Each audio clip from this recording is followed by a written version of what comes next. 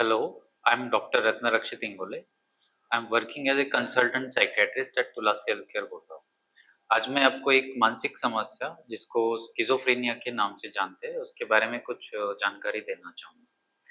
Schizophrenia एक बहुत common reason है जिसकी वजह से जो मरीज़ है उसको अस्पताल में भर्ती करना पड़ता है। तो स्किज़ोफ्रेनिया की जो समस्या है वो बेसिकली एक जो व्यक्ति होता है उसके विचारों के ऊपर, वो जो चीज़ों को जिस तरह से परसीव कर रहा है, वो जिस तरह से चीज़ों को फ़ील कर रहा है और व्यक्ति का जो बिहेवियर होता है उसमें इस बीमारी की वजह से चेंजेस आने लग सकते हैं। सो स्किज़ोफ्रेनिया में हम लोग ये देखते हैं कि अगर जो व्यक्ति है जिसको इस तरह की समस्या है, तो उसमें वो जो विचार चेंज होते हैं उसमें ऐसे लगने लगता है कि आसपास के जो लोग हैं उनके जो एक्शंस है, वो जिस तरह से अ, उनके आसपास का जो माहौल है उसको अपने तरीके से वो इंटरप्रेट करने लग जाते हैं। तो बहुत बार उनको ऐसे लगता है कि लोगों के जो एक्शंस है वो उनके अगेंस्ट है, बाकी लोग जो है उनके अगेंस्ट कंस्पायर कर रहे हैं और बाकी लोग जो है उन्हीं से रिलेटेड चीज़ें कर रहे हैं। और बहुत बार उनको ये एक्सप्लेनेशंस देने के बाद भी कि जो रियलिटी है, जो हकीकत है, जो बाकी लोग हैं उनके एक्शन उनके अगेंस्ट नहीं है।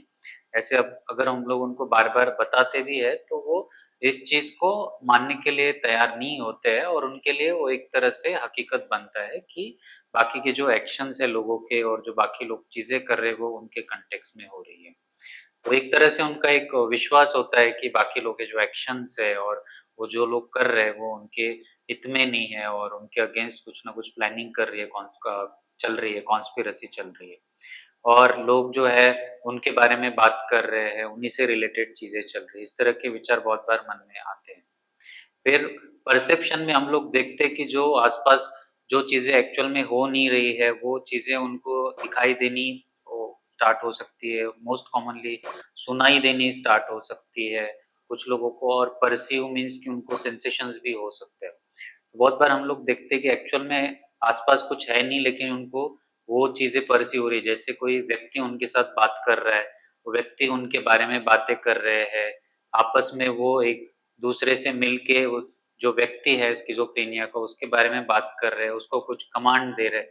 ऐसे डिफरेंट टाइप के उनको आवाज़ें आ सकती है, हालाँकि आस-पास ऐसा कोई लोग होते नहीं है, लेकिन उनको हकीकत में ऐसे लगता है कि उनके साथ जो है इस तरह का एक्सपीरियंस हो रहा है कि उनको बाकी लोग जो है उनके साथ बात कर रहे हैं या उनके बारे में कुछ कमेंट्री चल रही है, डिस्कशन चल रहा है। ऐसे विभिन्न डिफरेंट टाइप्स के हम लोग देखते हैं कि हैलुसिनेशंस हम लोग जिसको कहते हैं वो होते हैं। बहुत बार उनको दिखाई भी देना स्टार्ट हो सकता है कि कुछ लोग उनको दिखाई दे सकते हैं, इमेजेस भी उनको दिखाई दे सकती है। तो ऐसे डिफरेंट टाइप्स के परसेप्शन होते हैं। कभी-कभी हम लोग देखते हैं कि जो व्यक्ति है वो उसका बिहेवियर में बहुत सारे चेंजेस आने लगते हैं कि वो जो है बाकी लोगों से अपने आप को धीरे-धीरे विथड्रॉ करने लगता है, अलूफ रहने लगता है, जो उसका इंटरैक्शन होता है बाकी लोगों से धीरे-धीरे कम होने लगता है। आस-पास का जो माहौल है उसमें उसको कोई इंटरेस्ट नहीं दिखाई देता है, वो बहुत ऐसे इंडिफरेंट जैसे बिहेव करने लगते हैं कि एज़ इफ बाकी आस-पास का जो माहौल है उनके आस-पास कुछ हो नहीं रहा है। और हम लोग देखते हैं कि उनका जो जॉब है वो उसकी तरफ वो निग्लेक्ट करने लगते हैं, बाकी जो रिस्पॉन्सिबिलिटीज़ है जैसे फैमिली की रिस्पॉन्सिबिलिटीज़ है या बाकी लोगों के साथ जो सोशल इंटरैक्शन होता है वो धीरे-धीरे स्किज़ोफ्रेनिया में हम लोग देखते हैं कि ये कम होने लगता है। तो ऐसे डिफरेंट टाइप्स के सिम्पटम्स हम लोग देखते हैं कि स्किज़ोफ्रेनिया में होते हैं।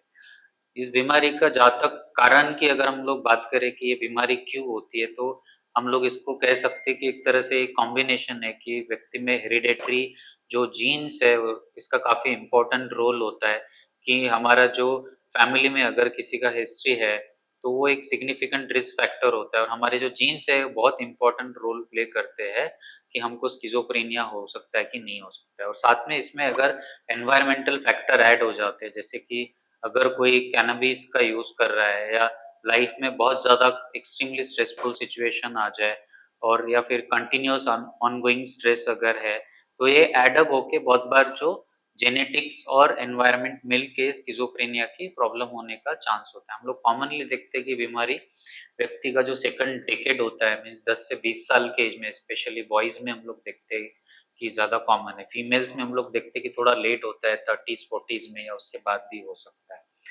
और जहाँ तक जेंडर की बात करें तो ये ऑलमोस्ट इक्वल प्रोपोर्शन में मेल्स और फीमेल्स में हम लोग देखते हैं कि समस्या होती है। स्किज़ोफ्रेनिया की जहाँ तक इलाज की बात है तो हम लोग इसका इलाज अच्छे तरीके से इसका इलाज संभव है। तो इसका इलाज जो होता है इसमें डिफरेंट ऑप्शंस अवेलेबल है। एक तो मेडिसिन होता है जो रेगुलरली खाना पड़ता है। फिर साइकोथेरेपी होता है जिसमें साइकोलॉजिस्ट ट्रेन्ड साइकोलॉजिस्ट होते हैं वो काउंसलिंग और थेरेपी करते हैं जिससे कि सिम्पटम्स के साथ एडजस्ट करने में जो व्यक्ति होता है स्किज़ोफ्रेनिया के उसमें काफ़ी मदद मिलती है। फिर और भी डिफरेंट टाइप्स के ऑप्शंस है जैसे इलेक्ट्रोकन्वल्सिव थेरेपी हम लोग यूज़ करते हैं अगर किसी में ज़रूरत होती है तो। तो इस तरह से डिफरेंट तरीके से इसका इलाज संभव है और ये है कि अगर इसका इलाज सही तरीके से हो जाए तो ये बीमारी काफ़ी हद तक कंट्रोल में आ सकती है।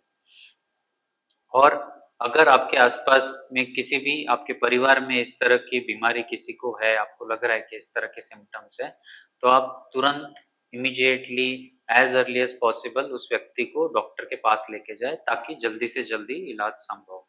और जी अगर आपके परिवार में ये इस तरह की किसी को समस्या है तो उसके लिए पॉज़िटिव हेल्दी एनवायरनमेंट क्रिएट करना बहुत ज़रूरी होता है। जैसे हम लोग शारीरिक समस्याओं के लिए सपोर्ट प्रोवाइड करते हैं, वैसे हम लोग को मानसिक समस्याओं के लिए भी जो व्यक्ति है उसको सपोर्ट करना बहुत ज़रूरी होता है।